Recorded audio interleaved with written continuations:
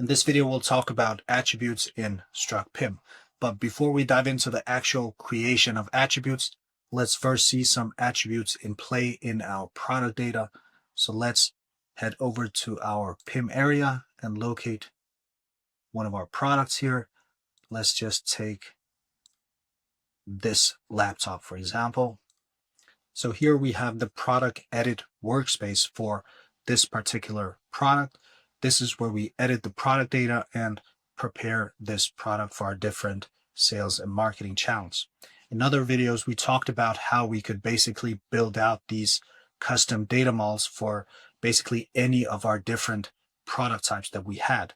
And the best way to view attributes is as this most atomic building block of our data models.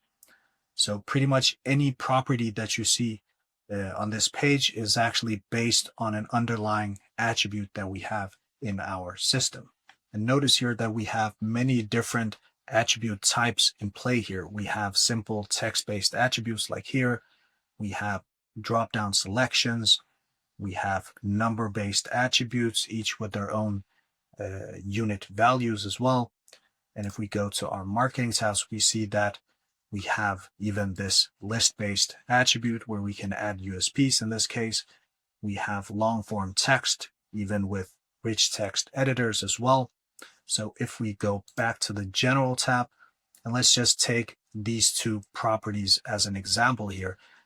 They are the same type of attribute behind the scenes. So this is basically a drop-down selection of predefined options, what we call global lists inside of Struct PIM. So we can actually select multiple values here to add them to the selection. And if we want, we can even create other values as well besides these sales channels that we see here. So we could add a totally different sales channel here. And the reason we only see the name attribute here is because this underlying global list value only has one sub attribute added to it. But it could basically have any number of sub attributes. And we actually have an example here with this campaigns attribute. If we click add global list value, we can actually see that we have multiple sub attributes in play here. We have the name as before.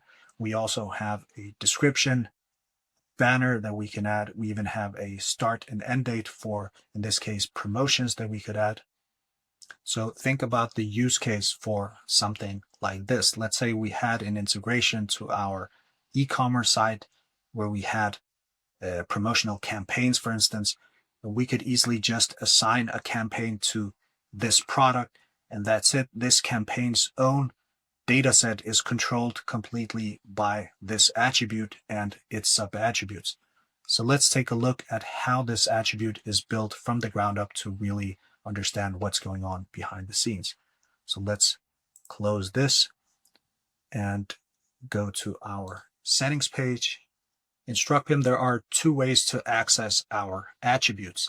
First is to go to the actual attribute page here and simply just search for the attribute, and we can find it and edit it from here. But we could actually go back to the settings page, and since we know that this attribute is part of an already existing product data model, we can actually also find it here under product structures. So let's click this, and in this case I know that it's part of the non-food product structure. So let's open the product structure, and under model setup we can actually locate the campaigns attribute right here. So let's click edit property, and keep in mind this is the property settings page. So since this property is based on an underlying attribute, we actually have to go another step deeper. So here we have the option to click edit attribute, and this is the actual attribute edit page that we have access to right now. Here we see the name of the attribute, which is campaigns in this case. And here we see the data type, and I'll get back to data types in a second, but notice that it is set as a global list value reference. And what this does is it actually gives us this global list option here where we can select any of our existing global list of predefined options that we could base this attribute off of. We could also create a global list from the ground up here, but let's just click Edit Global List to access the global list actual settings page. And there's a couple of interesting things to note here. Notice that under data type, we have this complex data type. And what this does is it gives us this sub-attributes component where we can actually build out the sub-attributes belonging to the global list. So if you recall from our product edit page, each campaign had a name, a description, a banner, a start and end date. This is where we actually set this up. And from here, we could actually add other sub attributes as well by clicking this add button and then following the instructions from there. But for now, let's go back to the actual attribute, which was this campaigns attribute. And let's just go through a couple of more interesting settings here. Here we have the option to allow multiple values. It's toggled on now, which was why we were able to actually select multiple values in the dropdown before. And just below it, we have the option to enable a table view. So instead of the drop-down selection, we could actually present everything in a table view. So let's just do that and see what happens when we go back to the product. Let's submit and save. This is now saved. So if we go back to the product, we should now see the table in action. This allows us to view some of the other sub attributes as well. In this case, we have the different versions of the name sub attribute available here. So from here, we could actually add a row. And let's say we wanted to add all three options. We could easily do that here. And we could actually also customize this table view by deciding which columns should be available here by clicking Manage Column, and then simply just look up any of the available sub attributes here.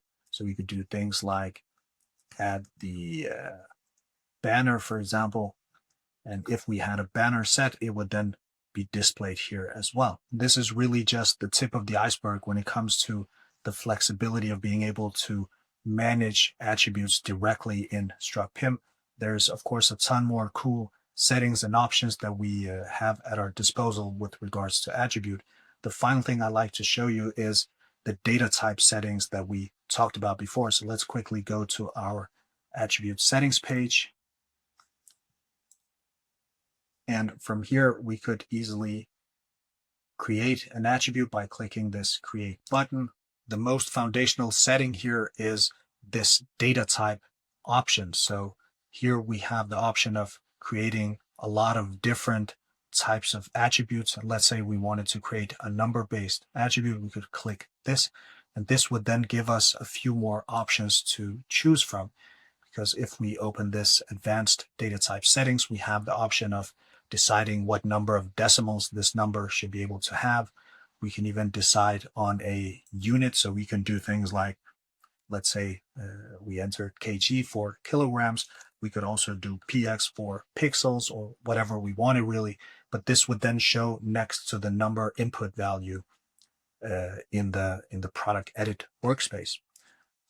We could also limit the entries or constrain it using regex validation if we wanted to follow a certain syntax.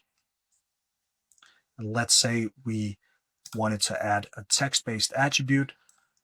Well, then we would have other advanced settings at our disposal. Since this is now a text-based attribute, it could make sense for us to enable the AI assistant, and this would give us the possibility of using AI to generate content for this attribute. And we do have another video on that as well.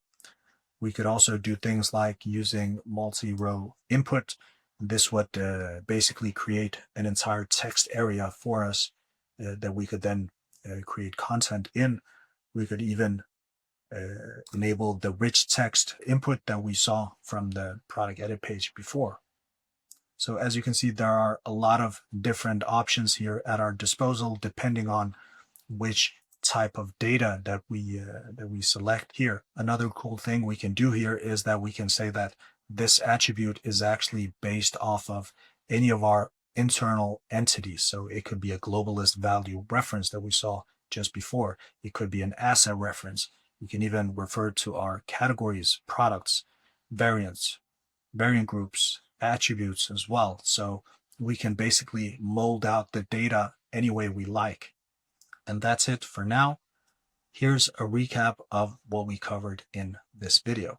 We talked about the fact that attributes are the most atomic part of our product data model. We also talked about the fact that when an attribute is used in a data model, it becomes a property of that data model and therefore part of the actual product editing experience for our users in the form of drop-down selections, text inputs, and so on. And this is where the power and flexibility really kicks in, because we can go deep into the rabbit hole here, depending on the complexity of our needs. But as the saying goes, with great power comes great responsibility. And this is very much the case with Struct PIM. So even though there's a lot of ways to problem solve different scenarios, doesn't mean that all solutions are equally useful in the long run. And that's why we always recommend that a data savvy Struct PIM implementation partner is involved with the actual foundational data architecture. That's it. Hope you enjoyed this video.